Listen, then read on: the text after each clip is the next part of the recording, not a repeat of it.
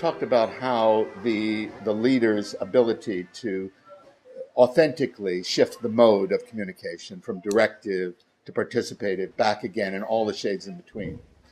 This ties into a model of transformation or change that affects you as a person, but also organizations. And I would say that it's a kind of four-stage change proceeds through crises. That is to say, you get to a point where your old way of doing things doesn't work, and it challenges you to behave differently. It may take you a while to get there because you keep trying to do that same thing, So I'm going to tell you what for me, and this derives from my background in drama, is the first crisis is the crisis of disruption.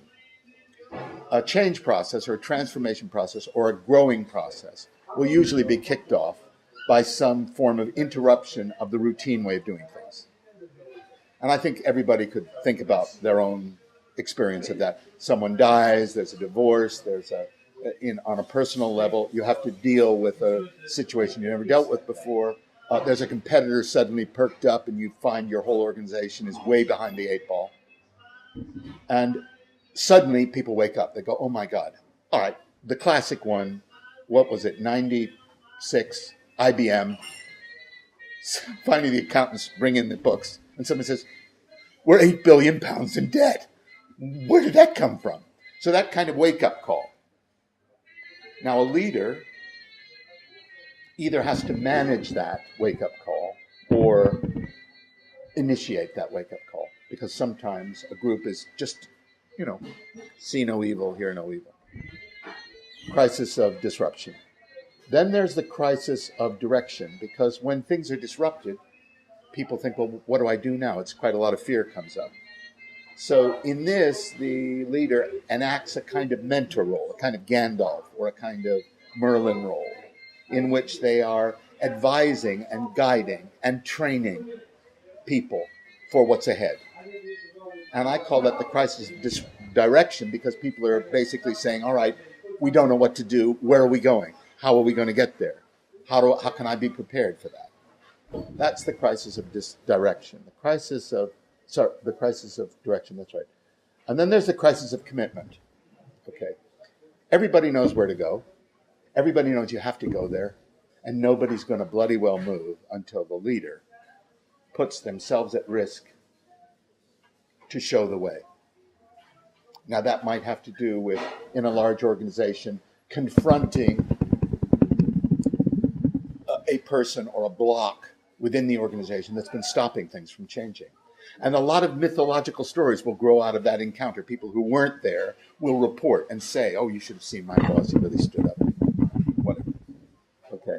Now that will give heart to people. But that's tremendously challenging, especially for leaders who tend to be participatory, because it means that they really have to stand up to people. I'm that way. I tend to be much more participative, and I've had to, and a couple of times in my life, to keep a team as a director in theater, and I found it very hard. But once I did, it's almost amazing.